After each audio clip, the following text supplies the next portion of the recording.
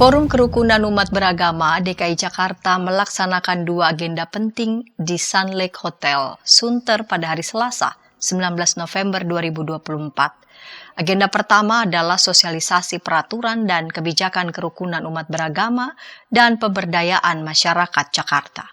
Ketua FKUB DKI Jakarta, Profesor Dede Rosyada, yang membuka dan sekaligus menjadi keynote speaker pada acara ini menyatakan bahwa selama 4 tahun terakhir di DKI Jakarta tidak terjadi konflik yang bermotif keagamaan.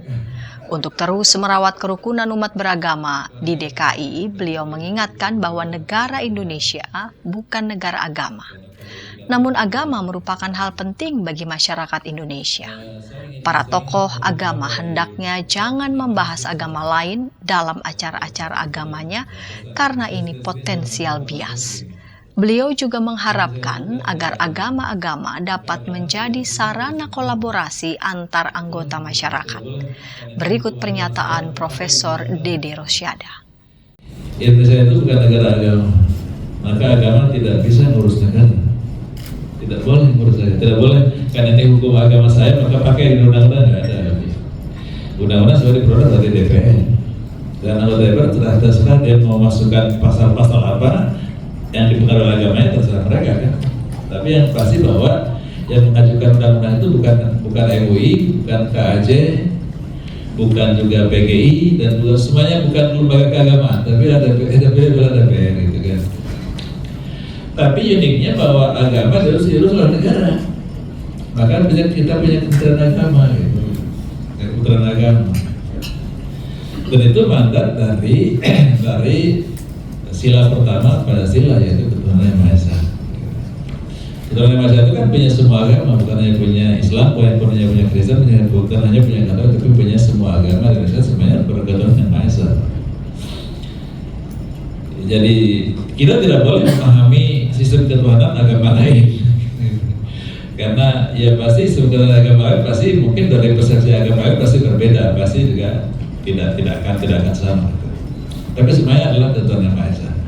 Gara-gara itu yang munculnya persoalan itu adalah ketika yang berkeyakinan berbeda itu mengomentari keyakinan orang lain, dan komentarnya salah pasti kan, atau sesuai persepsinya kan.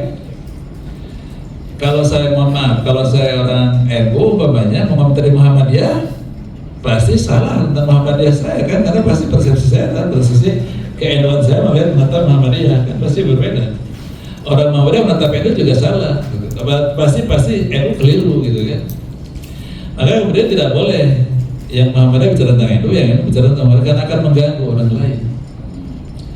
Apalagi nanti kalau lintas iman, jangan kita seorang Muslim sedang ceramah di forum kita, kemudian mengomentari Kristen, pasti salah ketika di mata kita kan, di mata Muslim itu. Dan lalu juga mengomentari Katolik dan sebagainya. Demikian juga pendeta tidak bisa bicara tentang Islam di gereja karena pasti dalam persepsinya Islam itu salah. Nah, maka kemudian yang gitu-gitu itu seringkali dipertanyakan di mana kau ini kok ini orang teriak-teriak kok FKB dia baca, kira-kira gitu. Maka kami seringkali yang gini-gini turun. Tapi turunnya itu tidak saya visit, turunnya dalam cara-cara seperti ini.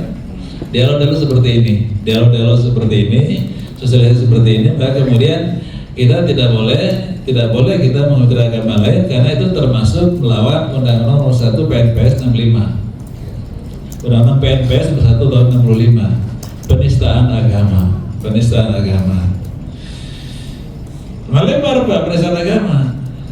Tokoh agama dihina, penistaan agama juga Pak. Kan betul itu. Betul. Tapi kalau saya dihina nggak apa-apa, saya kan tokoh agama. Pak Agus minta saya nggak apa-apa karena pengaruhnya kan. Tapi kalau Rasulullah diganggu, semua orang akan di sedunia akan bereaksi gitu kan. Muhammad Rasulullah ya. Walaupun mungkin ada pengaruh dari keyakinan yang lain kan itu tidak ada gunanya Muhammad Rasulullah, tapi bagi orang Islam itu sangat bermakna. Dalam acara sosialisasi ini hadir sebagai narasumber pelaksana tugas Kepala Kesbang Pol DKI Jakarta Muhammad Matsani dan Kakanwil Kementerian Agama DKI Jakarta Dr. Haji Adib MAG. Ada 2 prasyarat agar bangsa maju. Pertama, keamanan dan kenyamanan. Kedua adalah kesejahteraan masyarakat. Kesejahteraan juga menjadi sangat penting untuk kita membangun. Maka di dalam Al-Quran itu ada dua disebutkan, alladzi at'amahum min ju' wa amanahum min khawf, di dalam surah Al-Quraisy. Yang pertama adalah persoalan perut, kira-kira begitu ya, kebutuhan dasar terkait dengan masalah kesejahteraan. Dan yang kedua adalah keamanan. Dua hal ini adalah menjadi prasyarat dasar untuk kita membangun suatu bangsa. Maka saya kira di setiap pemerintahan, ya, termasuk pemerintahan baru sekarang, ya, dua hal itu menjadi bagian dari apa yang disebut dalam astacita pemerintahan baru. Ada 8 ya astacita itu. Nah, saya akan lebih menyoroti persoalan keamanan ini, yang mana di situ hal yang fundamentalnya adalah aspek kerukunan. Ya. Lebih lanjut, ia menemukan adanya 4 tantangan dalam membangun kerukunan, yaitu pertama fenomena VUCA, volatility, uncertainty, complexity, dan ambiguity. Kedua, budaya global. Ketiga, perkembangan teknologi digital. Dan keempat, ancaman kerawanan sosial. Berikut penjelasan Dr. Adib. Yang pertama terkait dengan fenomena VUCA, kita tahu semua, ya. Volatility, uncertainty, complexity, dan ambiguity. Dan ini saya kira menerjang semua komunitas masyarakat global. Banyak negara-negara yang menghadapi VUCA ini lalu kemudian tersiok-siok, ya. Baik dari sisi ekonomi, politik, sosial, dan seterusnya dan seterusnya. Dan persoalannya, perubahan yang ada ini kadang-kadang tidak terprediksi sebelumnya dan tidak diduga-duga. Tiba-tiba perang antara Rusia dan Ukraina yang mengagetkan kita semua, dan itu berdampak secara global, terutama dalam hal persoalan ketahanan pangan dan lain sebagainya, Bapak Ibu sekalian. Belum lagi persoalan-persoalan lainnya yang tiba-tiba kemudian kita tidak menyadari ada sesuatu yang berubah di hadapan kita yang begitu cepat. Nah, kemudian yang kedua, saya mungkin cepat saja, pengaruh globalisasi dan interaksi antar nilai, baik ideologi maupun kebudayaan, yang sering kita sebut sebagai ideologi transnasional. Ya. Dulu kita tidak mengenal ada gerakan-gerakan global yang ingin berupaya untuk merongrong yang namanya ideologi Pancasila misalnya, yang tiba-tiba belakangan karena ada pengaruh global lalu lahirlah isu terorisme dan lain sebagainya.